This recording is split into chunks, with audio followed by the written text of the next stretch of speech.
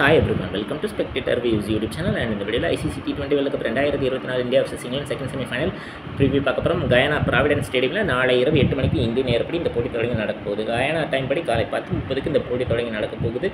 So weather பொறுத்த வரைக்கும் மழைக்கு 60% வரைக்கும் வாய்ப்பு இருக்குது அப்படின்னு தகவல் இருக்குது. ஸோ ஹியூமிடிட்டி 79% வரைக்கும் இருக்கும். காற்றினுடைய வேகம் 16 கிலோமீட்டர் வரைக்கும் இருக்கும் அப்படின்னு தகவல் இருக்குது.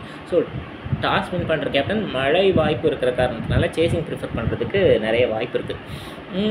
ஸோ பிளேயிங் 11 சேஞ்ச் பொறுத்த வரைக்கும் இன்ஃபேக்ட் இந்த பிச் பொறுத்த வரைக்கும் பார்த்திங்கன்னா டேனிங் ட்ராக் அப்படின்னு ஒரு தகவல் இருக்குது. ஸோ பிச்சுக்கு ஏற்ற பிளேயிங் 11 சேஞ்ச் அப்படின்னா யுஸ்வேந்தர் சஹல் உள்ளே வர்றதுக்கு வாய்ப்பு இருக்குது. So cold conditions, so pace bowling டாமினேஷனாக போகணும் அப்படின்னு நினச்சா சிராஜ் உள்ளே வர்றதுக்கு வாய்ப்பு இருக்குது. இந்தியா 11 பொறுத்த வரைக்கும் ரெண்டு பேரில் யார் உள்ளே வந்தாலும் துபே பிளேஸில் உள்ளே வர்றதுக்கு வாய்ப்பு இருக்குது. ஏன்னா துபே ஸ்பின்னர்ஸை பேட்டிங்கில் டாமினேட் பண்ணுவார் அப்படின்னு உள்ளே கொண்டு வந்தாங்க. பட் இது வரைக்கும் அவர் பெரிய ஸ்கோர் எதுவுமே எடுக்கலை. அண்ட் அது மட்டும் இல்லாமல் பவுலிங்கில் அவரை யூஸ் பண்ணவே இல்லை.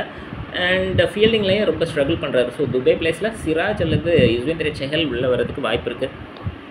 ஸோ பேட்டிங் பொறுத்த வரைக்கும் விராட் கோலி ஃபார்மில் இல்லை. ஸோ ஜெய்ஸ்வால் உள்ளே வருவார் அப்படின்னு கேட்டிங்கன்னா நாக் அவுட் மேட்ச்சில் அவரை உள்ளே கொண்டு வர்றதுக்கு வாய்ப்பு இல்லை. ஸோ கோலியை பேக் பண்ணுறதுக்கு தான் நிறைய வாய்ப்பு இருக்குது. ரிஷப் பண்ட்டும் பார்த்திங்கன்னா போன மேட்ச்சில் கீப்பிங் அண்ட் பேட்டிங்கில் கஷ்டப்பட்டார். ஸோ சாம்சன் உள்ளே வருவார் அப்படின்னு கேட்டிங்கன்னா சாம்சனுக்கும் நிறைய எக்ஸ்பீரியன்ஸ் இருக்குது அப்படின்னாலும் ஐசிசி டோர்னமெண்ட்ஸ் இது வரைக்கும் சாம்சன் ஆடினதில்லை.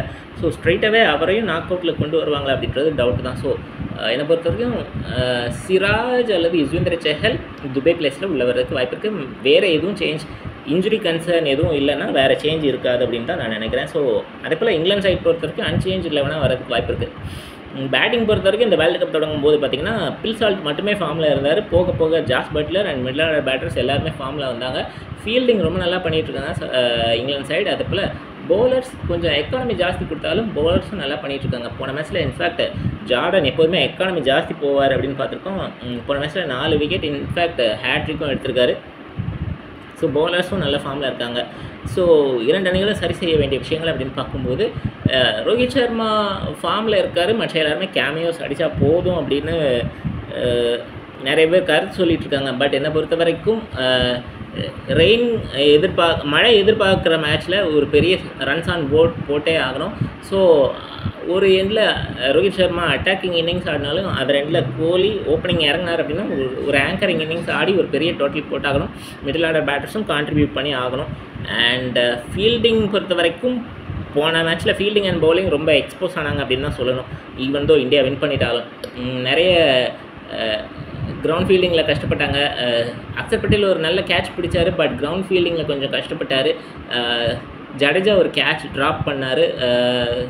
ரிஷப் பண்ட் ஒரு இம்பார்ட்டன்ட் கேட்ச் ட்ராப் பண்ணார். ஸோ ரன் அவுட் வாய்ப்புகளும் தவற விட்டாங்க. ஸோ இதெல்லாம் ஃபீல்டிங்கில் சரி செய்ய வேண்டிய விஷயங்கள். அண்ட் எக்கானமி பொறுத்த வரைக்கும் போன மேட்ச்சில் கிட்டத்தட்ட எல்லா பவுலர்ஸுமே எக்கானமி ஜாஸ்தி கொடுத்தாங்க.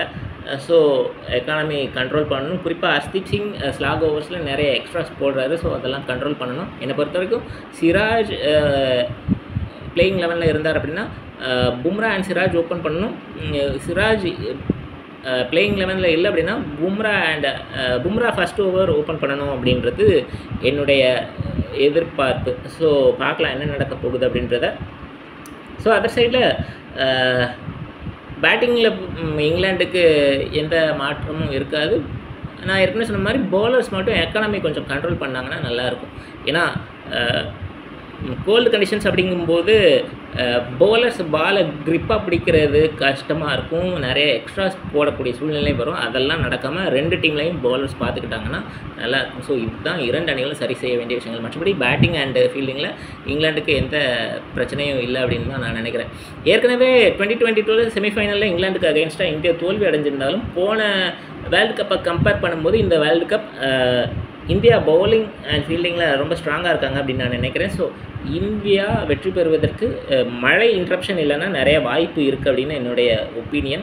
55-45 இன் ஃபேவர் ஆஃப் இந்தியா வெற்றி பெறுவதற்கு வாய்ப்பு இருக்குது அப்படின்னு நான் நினைக்கிறேன். ஸோ கீ பேட்டில்ஸ் அப்படின்னு பார்க்கும்போது கோலி வர்சஸ் அடில் ரஷீத் ஒரு கீ பேட்டிலாக இருக்கும்னு நான் நினைக்கிறேன். ஏன்னா லெக் ஸ்பின்க்கு அகேன்ஸ்டாக கோலி கொஞ்சம் கஷ்டப்பட்டுருக்காரு. அதே போல்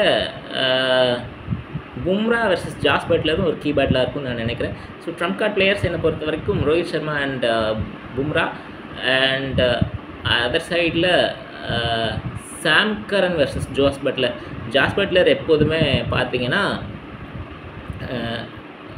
பேஸ் அதிகமாக இல்லைனாலும் ஸ்விங் அவரால் நல்லா பண்ண முடியும். ஸோ கோல்டு கண்டிஷன்ஸ் நல்லா ஸ்விங் பண்ண முடியும் அப்படின்னு நான் நினைக்கிறேன். பார்க்கலாம் என்ன நடக்க போகுது அப்படின்றது. உங்களுக்கு கருத்துக்கள், ப்ரெடிக்ஷன்ஸ் கமெண்ட் செக்ஷனில் பதிவு செய்யுங்க. அண்ட் இன்னொரு முக்கியமான விஷயம் என்னென்னா ஏற்கனவே ஒரு வீடியோவில் சொல்லியிருக்கேன், நாக் அவுட் கேம்ஸில் இந்த வேர்ல்டு கப்பில் ரிசர்வ் டே கிடையாது. ஸோ பார்க்கலாம் என்ன நடக்க போகுது அப்படின்றது. உங்களுக்கு கருத்துக்கள், ப்ரெடிக்ஷன்ஸ் கமெண்ட் செக்ஷனில் பதிவு செய்யுங்க. உங்களுக்கு இந்த வீடியோ பிடிச்சிருந்தா லைக் பண்ணுங்கள், ஷேர் பண்ணுங்கள், கமெண்ட் பண்ணுங்கள், சப்ஸ்கிரைப் பண்ணுங்கள். இது வரைக்கும் சப்ஸ்கிரைப் பண்ணாதவங்க சப்ஸ்கிரைப் பண்ணிவிட்டு பக்கத்தில் இருக்கிற பெல் ஐக்கானை கிளிக் பண்ணுங்கள். நாங்கள் வீடியோஸ் போடும்போது நோட்டிஃபிகேஷன்ஸ் வரும். தேங்க்யூ ஸோ மச் ஃபார் வாட்சிங்.